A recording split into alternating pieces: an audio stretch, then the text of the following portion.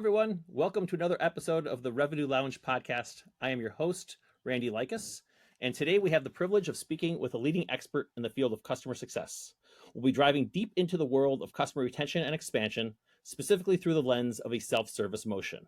Our guest today is Navneet Loiwal, the co-founder and CEO of Coefficient. We're going to dive deep into the world of customer success and explore how Coefficient has been successfully retaining and expanding customer relationships through the self-serve motion. Hi, Navneet. Thank you so much for joining us today. Hi, Randy. Pleasure to be here.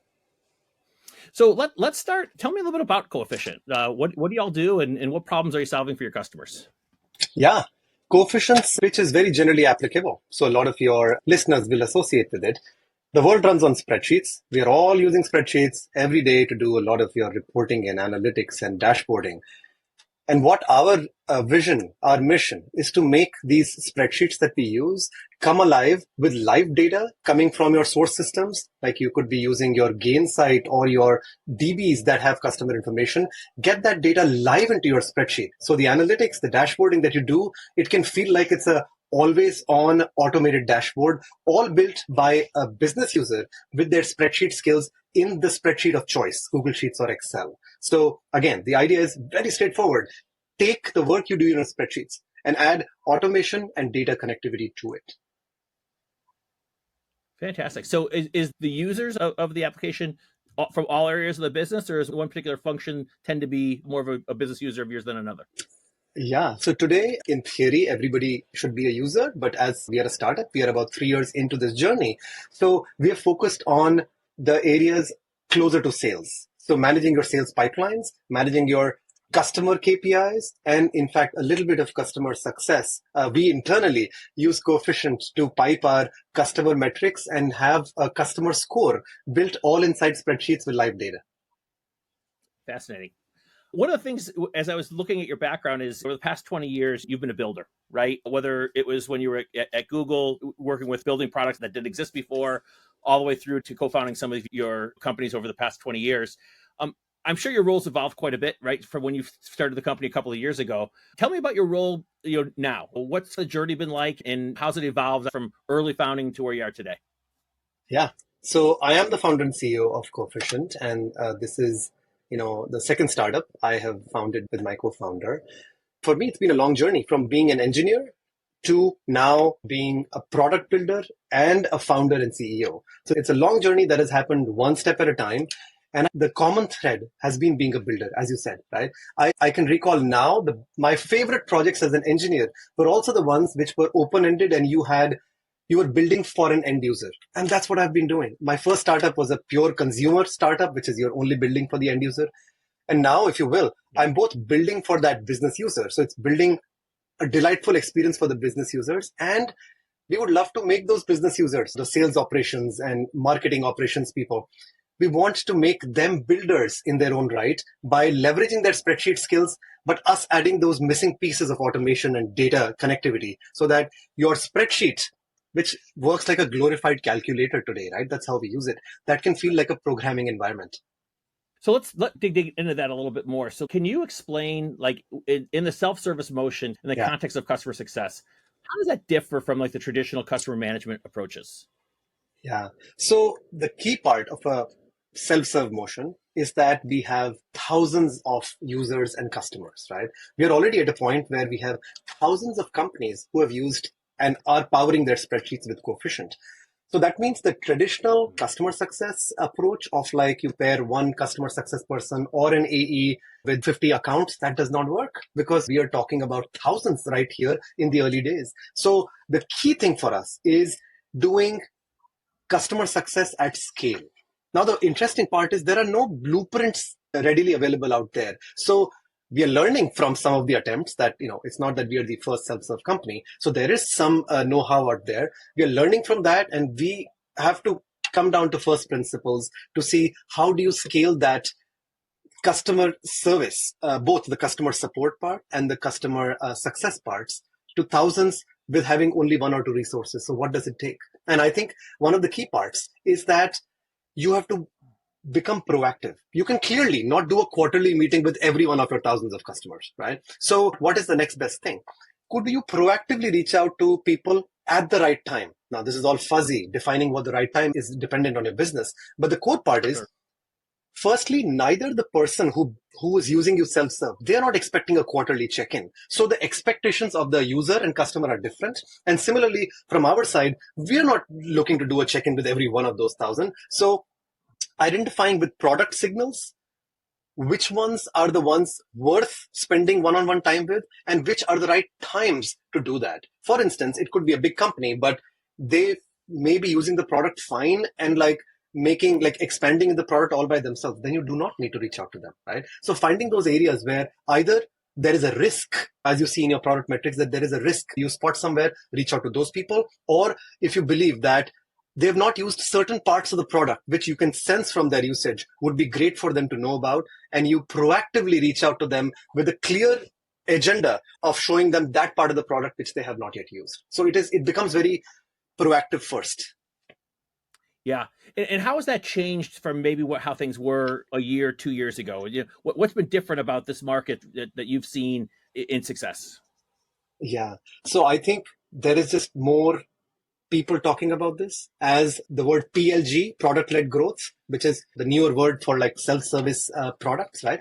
As that word Yep. has taken a lot of shape, a lot of companies are trying to figure out their PLG motions, product-led motions. In fact, many enterprise companies are trying to see, oh, how could I have a self-serve motion of myself? So what has changed is a much bigger awareness of figuring out how your sales and customer success processes work when Yep. you're going product-led. Yep. I like what you said earlier around like trying to look for the signal, right? What is that need or that moment in which we need to engage with Yeah. our customers? What Yeah. are the key metrics that you measure and track to achieve this at Coefficient? Right. So at Coefficient, we do use Coefficient to pull a lot of these metrics. Some of them come from our CRM. We use HubSpot. Some come from our product analytics. We use Amplitude, and some come from our database, which has all the finest grained, usage metrics of every user and customer. So we use Coefficient to pull data from all these three places into spreadsheets. And that's where our business users can go to town with that using your VLOOKUPs and mashups, trying to line up different activity across different periods, doing week on week, month on month, year on year measurements for every single customer. Now that I see their work in action, I don't know what tool would have existed to allow us that flexibility to see things our way. Because I think this is my big learning that, tools like Gainsight and stuff out there, yes, they're great. You can plug in some of these sources and they will give you out of the box metrics. But every business has unique ways in which you look at a customer's activity, a customer's Yeah. success, a customer's churn risk. And doing it in a spreadsheet where the raw data is now always live, it allows you the flexibility of doing X on Y by Z, which an existing tool may not have had, but that's how you look at a business. So to us, looking at product usage, looking at trends over time, the short-term trends in the last 4 weeks and the longer-term trends in the last 6 months of every account and customer have been extremely key in creating churn risk scores and health scores. And those are Yeah. what allow us to prioritize our list of customers. We will also, from our CRM, pull in the size of a customer and so on, right? So the size of a Yeah. customer and the health score of a customer is how we get a prioritized list of who and when to go after. I imagine as you're growing and you've got more and more customers who are, telling you about what their needs are. There's only so many resources that you can apply. Like you've got a product roadmap. How do you prioritize that? Like you've got a lot of different people that want a lot of different things. Yes. What's the formula for making sure that you're developing your product for the Yes. masses, if you will? Yes. I wish there was a formula. This is the constant tension that you have in what you want to build and what the customer wants, right? Yeah. I'm always of the opinion the customer is not building your product. So you have to listen to your customer, but then read between the lines and spot patterns. Like the smartness of a product team is to, yes, listen to everybody. The customer is the one you have to listen to very closely. In our early days, we have a dedicated person on staff who is doing user research calls every single week with multiple customers, right? So we are very heavily listening to the customer, but then we don't just blindly do what they're asking for. We read between the lines because the customer will often tell you the problem that they have. It's us, the product builders, who have to find what is the right solution which will satisfy the problem, right? It's not the customer who will design it for you. So the ability to strike that balance where we want to do the stuff to further our vision, and at the same time, there are Sometimes it's just bugs that you just have to fix, right? That the users are telling you. You have to sometimes it's as simple as putting a time box. Like we will spend on any given sprint, we will spend X%, not more than 40% of our time doing directly what the customer has asked us for, so that we can save that 60% for the stuff that we as the product team need to do. It's hard because when you listen to customers every week, you tend to want to go do that stuff which you just heard 2 days ago. You're like, oh my God, this is a big problem for this big customer. And you have to have the discipline to be able to say, no, we are running short of time because 60% of our efforts have to go in the long-term product building. Yep. It's Absolutely. a constant It battle. reminds me of the famous Henry Ford quote, right? If you ask the users what they want, they're going to tell you they want a faster horse, right? They can't vision the car. Yeah. It is exactly that. But reading between the lines is to understand that the user wants to go faster. They can only imagine a faster horse, but we are the product builders. We have to imagine that their need is to go fast and the car is the answer to it. Yeah. Yeah. I think what you're getting at is what is the friction, right, in which the customer is facing in achieving whatever their job to be done is, right? And then understanding how to remove that friction. Yeah. Yeah. So nurturing high value accounts is essential. And I had a chance to take a look at the website, and you guys work with some really great brands. How do you actually go about removing those various points of friction that might exist, especially with your larger customers? Yeah. So for a self-service motion, again, this is another balance to strike when, we have a few higher value accounts, right? No surprise.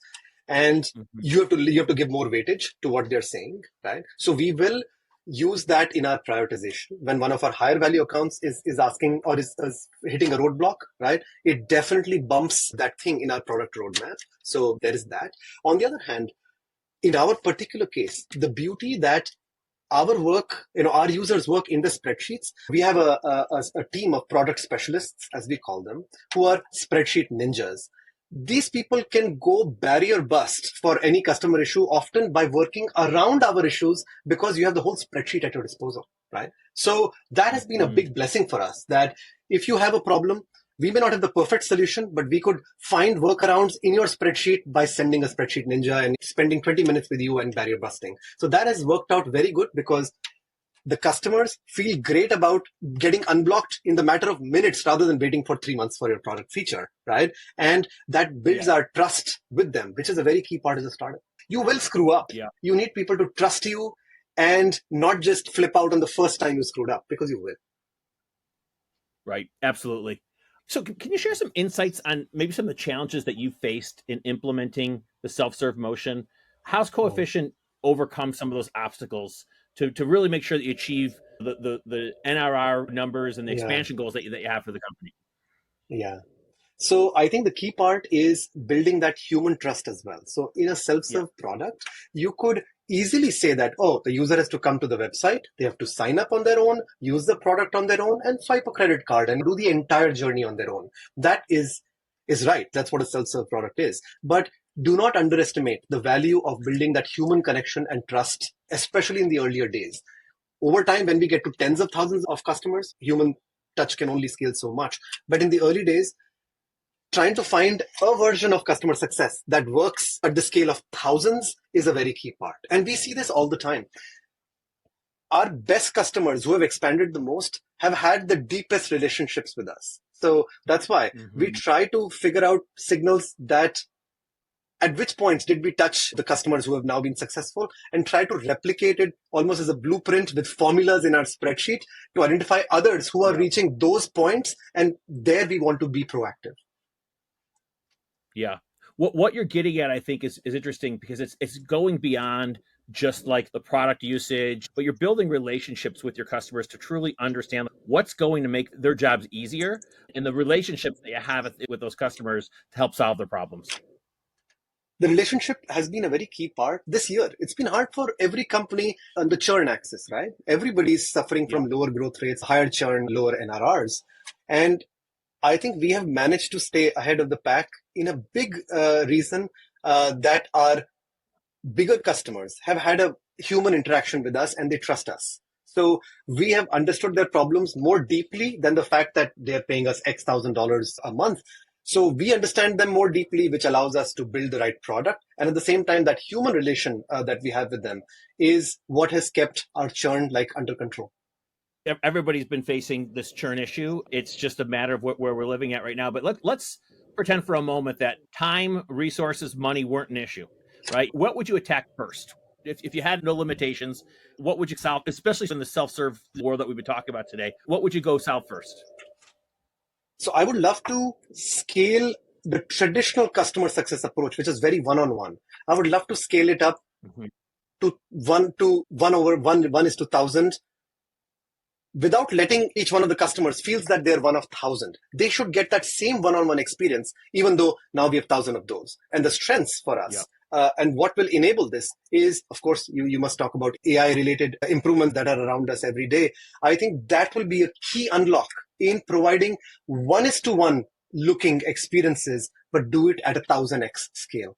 And I think that will be the big unlock for self-serve or PLG companies, where customer success, we can use all the principles of the traditional customer success approach and scaling it by 1,000. Absolutely. Let's change gears a little bit. And I want to change the format of the call. I've asked you a lot of questions about the business and self-serve motion, but let's get a little personal and talk a little about some of the things. What's one book maybe that you've loved in the recent past that you want to share with the audience? Yeah. A couple of months ago, I read this book called Atomic Habits. It's a famous book. Oh, yeah. And I think it lays out some unlocks we can all use in our personal and or professional lives about things that just fitting them into habits so that they happen on a daily basis without us overthinking and procrastinating. That has definitely been a little bit of a life changer for me, because I've changed certain habits because of that. Highly recommend. 100%. My favorite quote of that book is how we rise and fall based on the systems that we've set up for ourselves. It is the systems. Right? Like it's about making habits into systems. Spot on. Exactly. What's your favorite part about being a co-founder entrepreneur?